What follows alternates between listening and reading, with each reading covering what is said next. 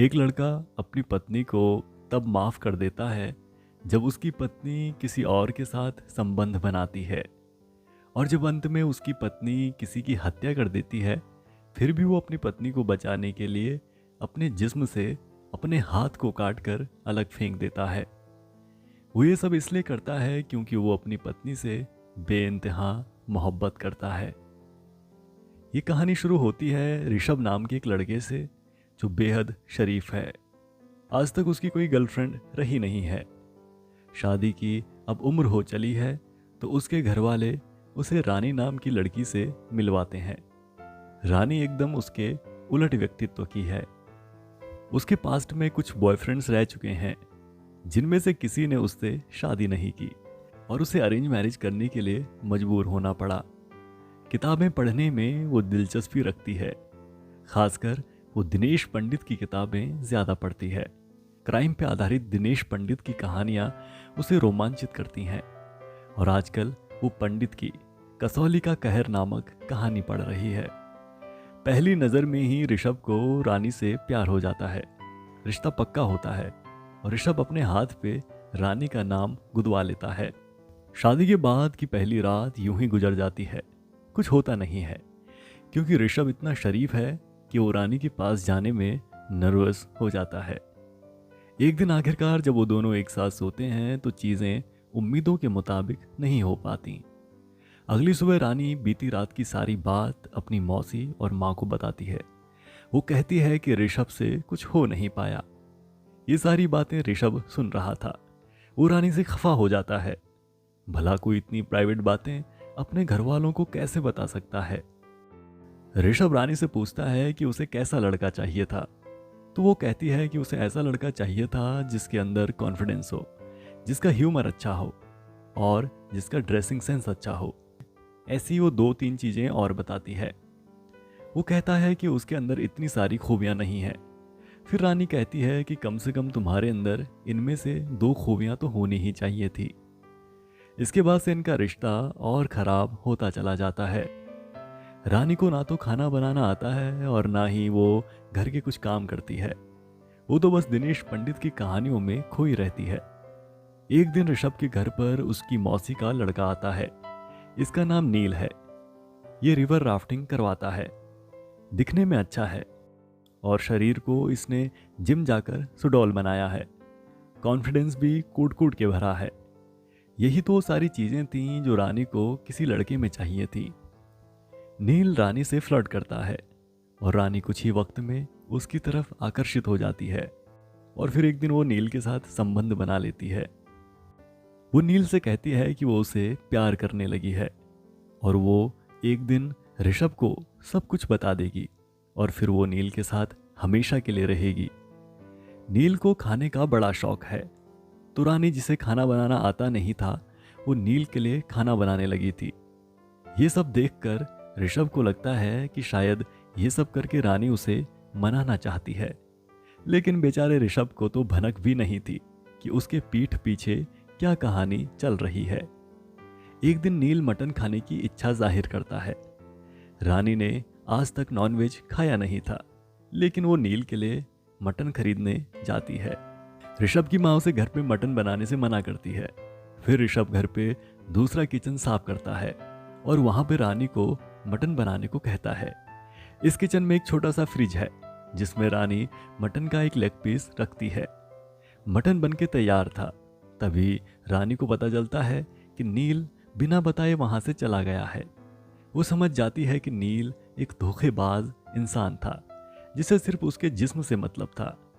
रात को थका हारा ऋषभ जब घर आता है तो रानी उसे मटन परोसती है। वो मटन की तारीफ करता है। फिर रानी उसे बताती है कि कैसे वो नील के प्यार में पड़ गई थी। ये सुनकर ऋषभ अंदर से टूट जाता है। इसके बाद ऋषभ रानी को उसके घर से चले जाने को कहता है।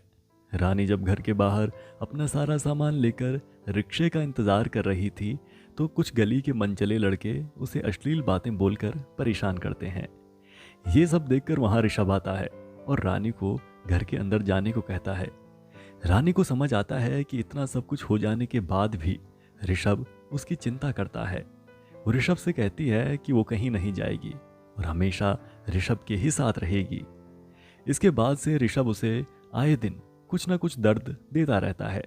जैसे कभी उसे सीढ़ियों से गिराता है तो कभी उसके हाथ जलाने का प्रयास करता है। एक दिन वो छत पे खड़े होकर ऋषभ को कहती है कि अगर तुम्हें मुझे मारना ही है तो आज इस छत से धक्का दे दो। यूं हर रोज थोड़ा थोड़ा करके मारने से अच्छा एक ही बार पूरी तरह से मार दो। ऋषभ रानी को धक्का देता है लेकिन फिर अपनी तरफ खींच भी लेता है। इस वक्त ये दोनों बहुत भावुक हो जाते हैं और गले मिलते हैं। इसके बाद सारी चीजें ठीक हो जाती हैं और ये दोनों हंसी खुशी रहने लगे थे।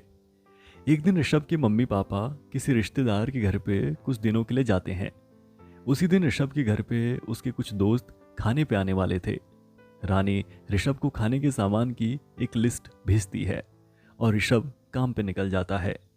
वो उस दिन सारा सामान खरीदकर जल्दी घर आ जाता है। जब वो घर पहुंचता है तो देखता है कि नील रानी से कुछ बात कर रहा है। रानी ऋषभ को बताती है कि यह जबरदस्ती घर में घुसाया था। नील अपने फोन में रानी के सेक्स टेप्स ऋषभ को दिखाता है और बोलता है कि वो ये सेक्स टेप सबको सेंड कर देगा। इसी बीच ऋषभ को गुस्सा आता है और वो नील को मारने लगता है। इस लड़ाई में नील ऋषभ पे हावी हो जाता है। वो ऋषभ का गला दबाकर लगभग उसे मारने ही वाला रहता है। ये सब देखकर रानी फ्रिज में रखे मटन के लेग पीस को नील के सर पे मारती है और नील की मौत हो जाती है। रानी ऋषभ को बोलती है कि वो पुलिस बुला रही है और वो सब कुछ सच बता देगी। फिर ऋषभ कहता है कि वो इतने गंदे आदमी के लिए उसे जेल जाते हुए नहीं देख सकता। वो नील का हाथ काटता है और फिर अपना वो वाला हाथ काटता है जिस पर रानी लिखा था। अपना कटा हुआ हाथ वो नील की बॉडी के सामने रखता है। फिर वो रानी को मटन के लेग पीस को बाहर ले जाने को कहता है। रानी बाजार जाकर उस लेग पीस के टुकड़े करवाती है और घर की तरफ आती है। इधर ऋषभ घर पे सिलेंडर ब्लास्ट करने का पूरा इंतजाम करता है। फिर वो नील के कपड़े पहनकर वहां से फरार हो जाता है। रानी घर के पास पहुंचकर मटन के टुकड़े कुत्तों को खिला देती है। उसने इसी मटन के लेग पीस से नील को मारा था। तभी घर के अंदर जोरदार धमाका होता है। वो जब अंदर जाती है तो देखती है नील की बॉडी जल चुकी थी और ऋषभ का हाथ वहीं पड़ा हुआ था। पुलिस आती है और देखती है कि वहां पे जली हुई बॉडी और एक हाथ है। पुलिस को पता चलता है कि जिसकी ये लाश है उसे जलाने से पहले उसके सर पे किसी हथियार से हमला किया गया था। क्योंकि ऋषभ का हाथ पुलिस को मिला था तो पुलिस ये मानती है कि रानी और नील ने मिलकर ऋषभ को मार दिया है और नील कहीं भाग गया है। महीने गुजर जाते हैं और पुलिस जांच में जुटी रहती है। इस दौरान पुलिस रानी से कई दफा पूछताछ करती है लेकिन रानी कुछ भी नहीं बताती। पुलिस नील को भी नहीं ढूंढ पाती और ना ही उसके हाथ वो हथियार लग पाता है जिससे हत्या की गई थी। आखिरकार पुलिस को ये केस बंद करना पड़ता है।